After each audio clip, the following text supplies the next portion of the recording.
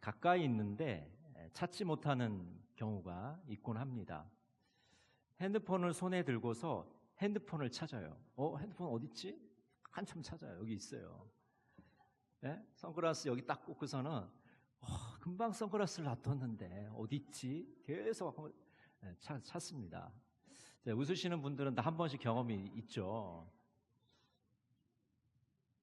가까운 사람이 이제 떠난 뒤에 그 사람의 빈자리가 커서 그 사람 정말 소중한 사람이었구나, 이제 그런 것을 느낄 때도 있어요. 엠마오로 가는 두 제자 예수님을 만났습니다. 그렇죠? 식사도 같이 하고. 근데 예수님인지 몰랐어요. 알아차리질 못했습니다. 이처럼 가까이 있는데도 불구하고 알아차리지 못하는 경우가 있는 것이죠. 우리가 하나님의 뜻을 찾고 하나님의 뜻을 발견하려고 노력하지만 알아차리지 못하는 경우도 있습니다. 우리 그리스도인들은 끊임없이 우리의 삶 속에서 하나님의 뜻을 찾고자 합니다. 우리들의 자녀들의 진로의 문제 앞에서 하나님의 뜻을 구합니다.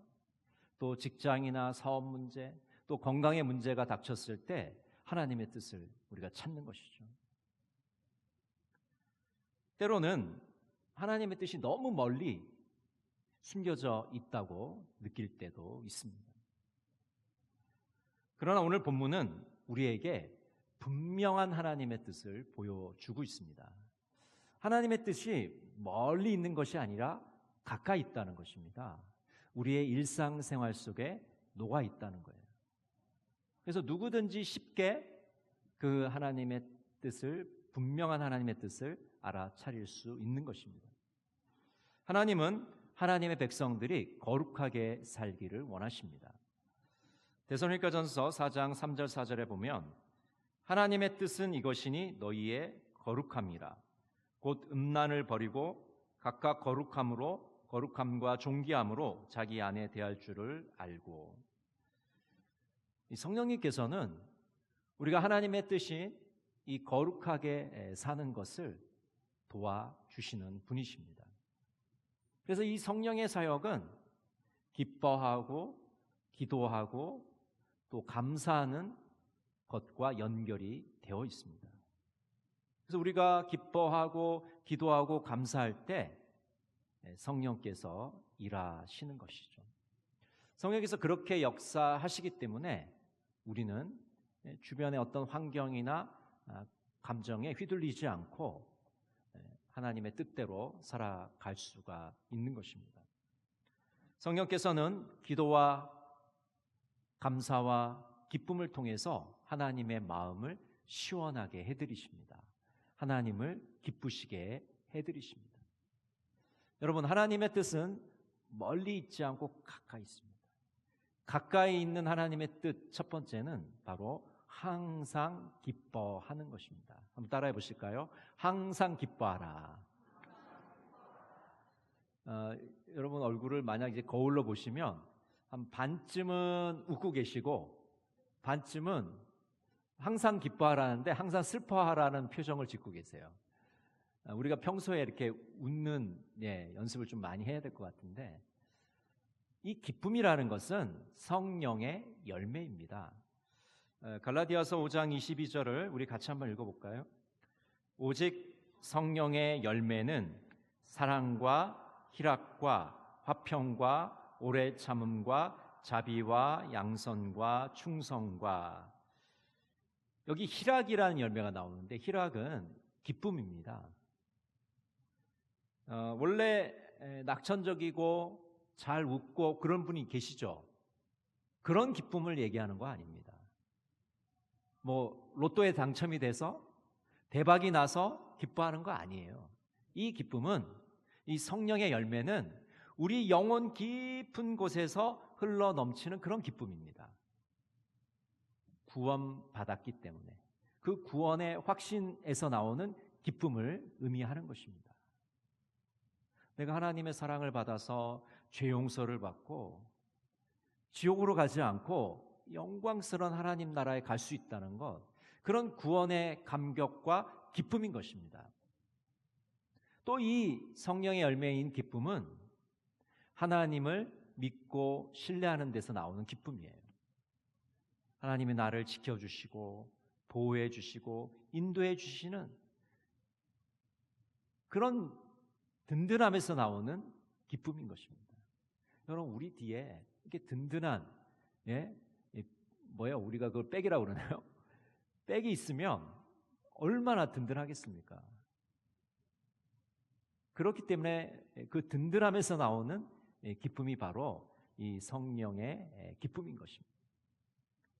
이 기쁨은 환경의 지배를 받지 않습니다. 그래서 항상 기뻐할 수가 있는 것이죠. 슬프고 힘든 상황 가운데서도 기뻐할 수가 있습니다. 요한복음 7장 38절에 보면 이렇게 말씀합니다. 나를 믿는 자는 성경의 이름과 같이 그 배에서 생수의 강이 흘러나오리라 하시니, 성령께서 내 안에 머무시면 이 내적인 기쁨이 충만하게 되는 것입니다. 인간적인 노력을 해서 기뻐하는 게 아니고 억지로 기뻐하는 척하는 게 아니라 성령께서 내 안에 계시기 때문에 기쁨이 흘러 넘치는 것이죠. 그래서 강물 같은 기쁨이 흘러 넘친다라고 성경은 말씀하고 있는 것입니다. 항상 기뻐하기 때문에 그 기쁨이 내 안에서 넘치기 때문에 하나님께 찬양과 경배를 드리게 됩니다. 나도 모르게 찬양이 흘러나와요. 왜? 내 안에 기쁨이 충만하니까 하나님께 영광을 돌리고 싶고 두 손 들어 찬양하고 싶고 악기를 가지고 하나님께 노래하고 싶고 춤추며 하나님께 영광 돌리고 싶은 마음이 생기게 되는 것이죠. 그래서 이 참된 기쁨은요, 돈과 쾌락에서 나올 수 없습니다. 돈이 많고 우리가 쾌락을 즐기면 잠깐은 모르겠어요. 기쁠 수 있겠지만은 영원하지 않는 것이죠. 지위나 명예에서 이 기쁨을 우리가 얻을 수 없습니다. 이 참된 기쁨은 군사적인 영광에서 얻을 수 없습니다. 오직 예수 그리스도 안에서 이 참된 기쁨을 우리는 누릴 수 있는 겁니다. 오직 주님 안에서 맛볼 수 있는 것입니다. 여러분, 항상 기뻐하라. 이 멀리 있지 않고 가까이 있는 하나님의 뜻을 실천하시는 여러분 모두가 되시기를 간절히 바랍니다. 두 번째, 가까이 있는 하나님의 뜻은 쉬지 말고 기도하라는 것입니다. 중단 없이 계속해서 끊임없이 기도하라는 겁니다. 이 쉬지 말고라는 단어는 어떤 뜻을 갖고 있냐면요, 밑바닥에 이르도록 멈추지 말라는 것입니다. 여러분, 태평양 바다를 보면은 그 바다 밑으로 내려가면 마지막에 해저가 나옵니다. 바다의 밑바닥이 나와요. 거기까지 이르는데 얼마나 걸릴까요? 정말 오랜 시간이 걸릴 것입니다. 쉬지 말고 기도하라는 것은 정말 그 바다 밑바닥에 이르는 것처럼 계속해서 기도하라는 말씀입니다. 극한 상황에서도 어떤 경우에도 기도를 멈추지 말라는 것입니다. 마르틴 뉴턴이 이렇게 말했습니다. 기도는 내 삶에서 가장 중요한 것이다. 단 하루라도 기도를 소홀히 한다면 나는 믿음의 많은 부분을 잃어버릴 것이다. 이 종교개혁자 루터는요, 종교개혁을 하면서 기도를 제일 1순위에 놓았어요. 그러니까 아무리 바빠도 기도하는 시간을 절대로 침범하지 않았습니다.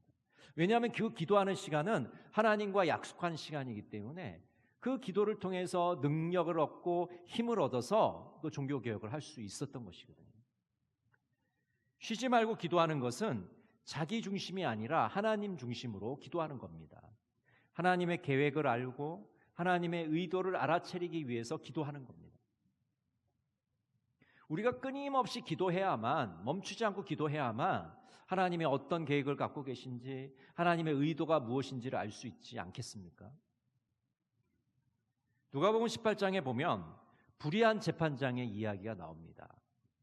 어느 도시에 하나님을 두려워하지 않고 사람을 무시하는 재판관이 있었습니다. 한 과부가 재판장에게 가서 원한을 풀어달라고 간청합니다. 그런데 이 재판장은 그 과부를 무시해요. 그래서 들어주지 않습니다. 그럼에도 불구하고 이 과부는 계속 찾아가서 자신의 소원을 들어달라고, 원한을 풀어달라고 간청합니다. 결국 이 불의한 재판관이 이 과부의 소원을 들어줍니다. 여러분, 과부가 불쌍해서요? 과부에게 무엇을 받았기 때문입니까? 아니에요.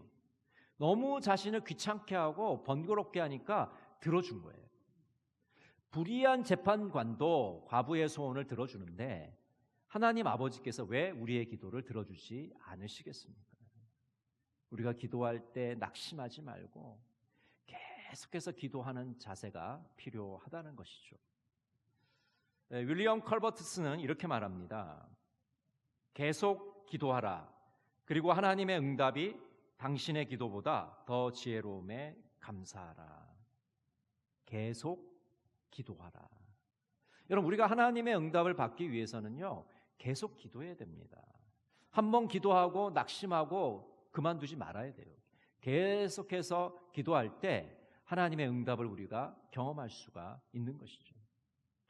쉬지 말고 기도하라는 것은 24시간 내내 잠자지 말고 기도하라는 뜻은 아닙니다. 여러분, 우리가 밥도 먹어야 되고 쉬기도 해야 되고 잠도 자야 되잖아요. 어떻게 24시간 내내 기도할 수 있습니까? 쉬지 말고 기도하라는 말씀의 뜻은 기도하는 태도, 기도하는 자세로 살라는 것입니다.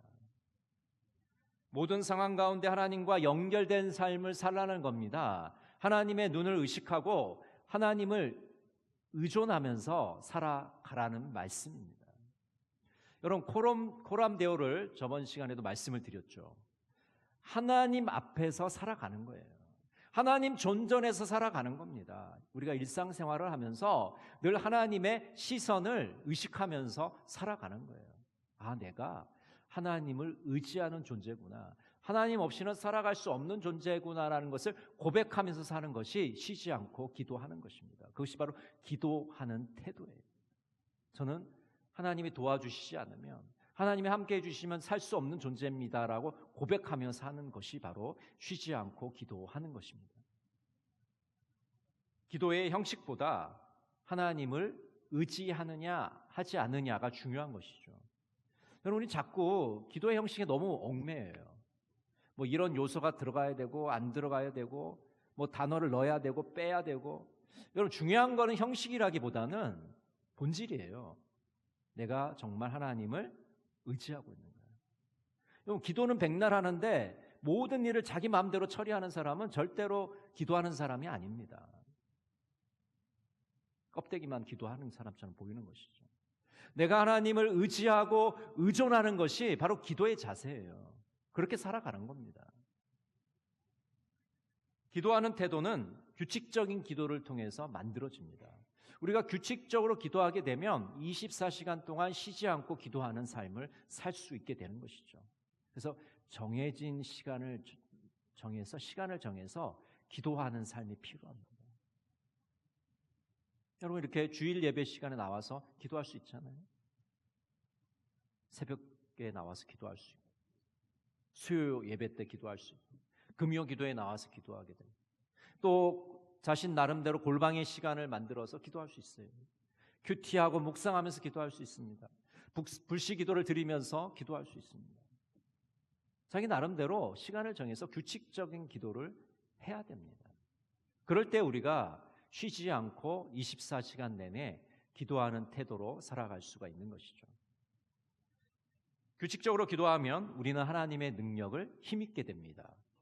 그 하나님의 능력을 통해서 우리 삶에 변화가 나타나게 되는 것이죠. 기도하는 태도로 살게 되면 우리의 기도가 능력의 통로가 되는 것입니다. 여러분, 쉬지 않고 항상 기도하기에 힘쓰시기를 바랍니다.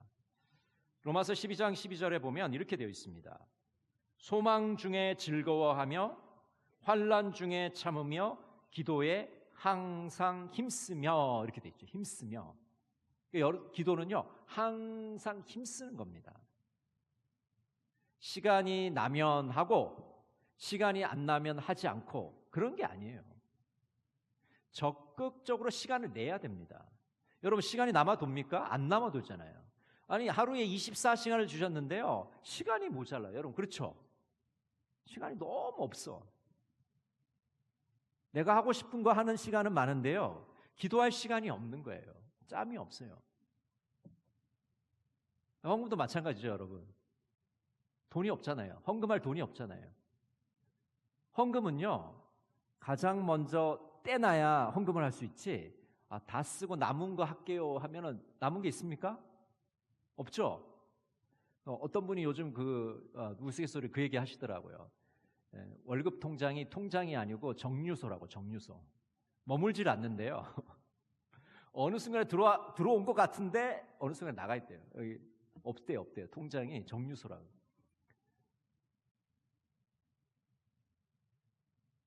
내가 적극적으로 힘써서 기도해야 됩니다. 그렇지 않으면 기도할 수가 없어요. 얼마나 바쁘고 얼마나 할 게 많은데요. 그 시간이 있습니까? 적극적으로 힘써 기도해야 됩니다. 찰스 스탠리는 이렇게 말합니다. 모든 전투를 무릎으로 싸우라. 그러면 매번 이길 것이다.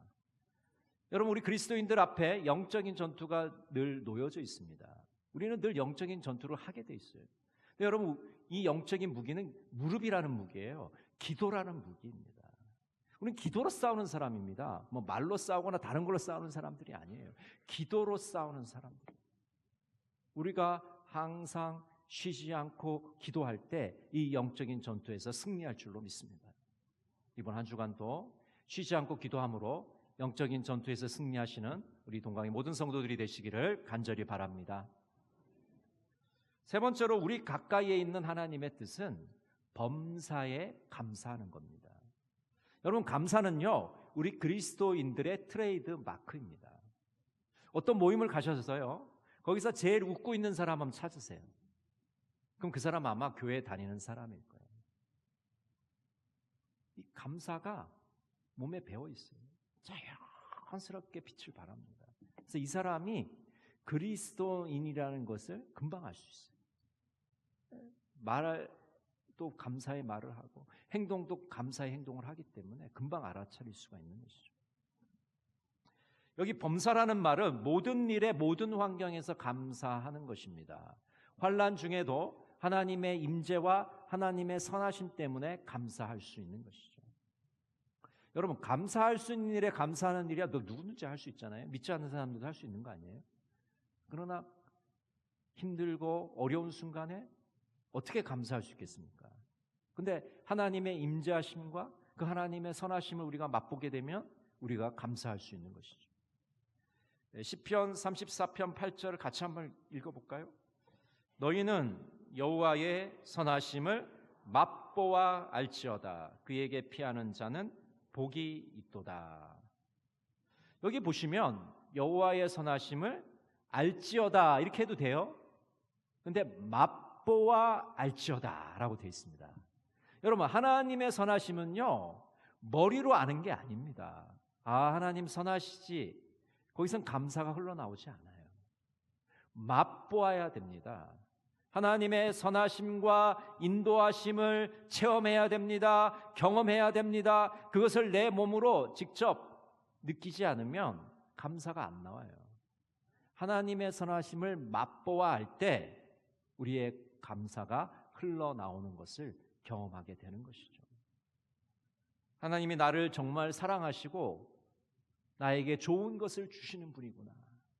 하나님은 합력하여 선을 이루시는 분이구나 라는 것을 우리가 깨달을 때, 우리가 체험할 때 비로소 감사가 흘러나오게 되는 것입니다. 하나님께서 늘 동행하신다는 것을 우리가 체험하게 되면 감사하는 사람이 되게 됩니다. 내가 힘들 때, 어려울 때 주님께서 늘 나와 함께 계십니다. 여러분, 모래 위의 발자국이라는 유명한 이야기 아시죠? 어떤 사람이 꿈을 꿨습니다. 근데 꿈에 모래사장이 나와요. 그런데 그 모래사장은 자신의 인생에 그런 발자국들이 다 기록되어 있습니다. 그래서 자신의 발자국 2개, 예수님의 발자국 2개, 이렇게 4개의 발자국이 지나온 인생에 이렇게 찍혀 있어요. 그런데 자세히 살펴보니까 가장 힘들고 어렵고 외로울 때 발자국이 2개밖에 없는 거예요. 그래서 이 사람이 예수님께 따집니다. 아니, 예수님, 평소에는 저와 함께 하시더니 왜 가장 힘들고 어렵고 외로울 때는 저를 떠나셨습니까? 예수님이 말씀하시잖아요. 그 발자국은 네 발자국 아니고 내 발자국이야. 네가 가장 힘들고 어려울 때, 눈물 짓고 고통스러울 때 내가 너를 업고 지나갔다. 그래서 그 발자국이 2개밖에 없는 거야.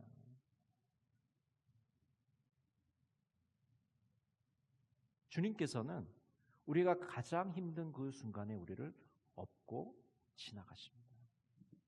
신명기 32장 11절 12절은 이렇게 말씀합니다. 마치 독수리가 그 보금자리를 뒤흔들고 새끼들 위에서 퍼덕이며 날개를 펴서 새끼들을 받아 그 날개 위에 업어 나르듯이 주님께서만 홀로 그 백성을 인도하셨다. 다른 신은 옆에 있지도 않았다. 여러분, 독수리가 자기의 그 새끼들을 훈련시킬 때 둥지에서 떨어뜨렸다가 밑에서 받고 또 떨어뜨렸다가 밑에서 받습니다. 왜 이런 위험한 행동을 할까요? 그것은 새끼를 훈련시켜서 정말 이 넓은 창공을 잘 날 수 있도록 날개를 계속해서 단련을 시키는 거예요. 그 훈련을 해야지 이제 독수리로 살아갈 수 있기 때문에 그렇습니다. 어미가 떨어지는 독수리를 받고 업고 갑니다. 하나님께서 우리 인생을 떨어뜨리시는 것 같지만 우리를 받아주시는 거예요. 우리를 업고 가시는 겁니다. 그 받아주시고 업어주셨기 때문에 우리가 그 위기를 넘어갈 수가 있었던 것이죠. 우리를 업고 가시는 하나님께 감사하시기 바랍니다. 하나님은 감사하는 자에게 평안을 선물로 주십니다. 우리 빌립보서 4장 6절 7절 말씀 같이 한번 읽어볼까요? 아무것도 염려하지 말고 다만 모든 일에 기도와 간구로 너희 구할 것을 감사함으로 하나님께 아뢰라. 그리하면 모든 지각에 뛰어난 하나님의 평강이 그리스도 예수 안에서 너희 마음과 생각을 지키시리라. 우리가 하나님께 감사할 때 주님은 이 평안의 선물, 평강의 선물을 우리에게 허락하십니다. 주님께 감사하는 자에게 주는 이 평화의 선물을 주시는 것이죠. 우리 영혼 깊은 곳에서 주님의 평안을 맛보게 됩니다. G.K. 체스터턴은 이렇게 말합니다. 삶에서 중요한 것은 모든 것을 당연한 것으로 받아들이느냐, 감사함으로 받아들이냐 하는 것이다. 여러분, 우리 삶에 있어서 우리가 많은 것을 가지기도 하고 받기도 하고 누리기도 합니다. 근데 그런 것들이 과연 당연한 것이냐, 당연하지 않는 것이냐 하는 질문이에요. 여러분, 우리에게 주어진 것들이 당연한 것들입니까? 아닙니다. 하나님이 우리를 특별하게 사랑하셔서 특별하게 주신 선물입니다. 하나님의 은혜입니다. 하나님의 선물이기 때문에 우리는 그 선물에 대해서 감사하는 삶을 살아가야 되는 것이죠. 여러분, 감사한 마음을 주님께 표현하시기를 바랍니다. 우리 한국 사람들이 표현을 잘 못해요. 근데 좀 적극적으로 표현을 해야 됩니다. 하나님께 감사한 마음이 들면 그것을 말로도 표현을 하시고 또 감사의 일기도 쓰시고 또 감사의 제목들도 계속 찾아가시면서 그 하나님께 감사한 마음을 전하시기를 바랍니다. 하나를 감사하면 하나님은 10가지 감사할 제목을 우리에게 주시는 분입니다. 여러분, 이번 한 주간도 범사에 감사함으로 풍성한 은혜 누리시기를 간절히 바랍니다. 종교개혁자 마르틴 루터는 이렇게 기도하고 있습니다. 오 하나님, 저희에게 은혜를 주시어 아버지의 뜻이 저희 안에 이루어지게 하소서. 아버지께서 원하시는 대로 저희를 고치시고 행하소서.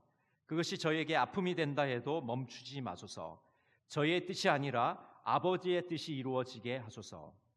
사랑하는 아버지, 저희를 보호하시어 저희의 생각과 의향과 뜻대로 행하지 않게 하소서. 저희의 뜻은 아버지의 뜻과 반대입니다. 아버지의 뜻만이 선합니다. 설사 저희 눈에 선해 보일지 않아도 그것만이 선한 것입니다. 저희 뜻은 혹시 선해 보일지 몰라도 실은 악할 뿐입니다. 이 루터는요, 우리의 뜻과 하나님의 뜻이 얼마나 다른지를 정확하게 보고 있습니다. 여러분, 우리의 뜻은 어떠세요? 선합니다. 우리의 뜻은 겉으로 보기에 잘 될 것 같아요. 이 뜻대로만 되면 정말 모든 게 좋을 것 같아요. 여러분, 그렇습니까? 우리의 뜻대로 하면요, 이 세상이 엉망진창이 됩니다. 무법천지가 돼요. 살아남을 수가 없습니다. 그런데 하나님의 뜻이 선하시기 때문에 그 하나님의 뜻대로 하면 우리에게 유익이 되고 아름답고 풍성한 삶을 살 수가 있는 것입니다. 그래서 하나님의 뜻이 선한 뜻이, 그 뜻이 이루어져야 되는 것이죠. 어떤 노인이 병상에서 오랫동안 투병 생활을 하다가 이런 고백을 하게 됩니다. 젊을 때는 늘 하나님의 뜻이 무엇인지 궁금해서 멀리서 찾으려 했습니다. 그런데 이제 와보니 하나님의 뜻은 멀리 있지 않았습니다.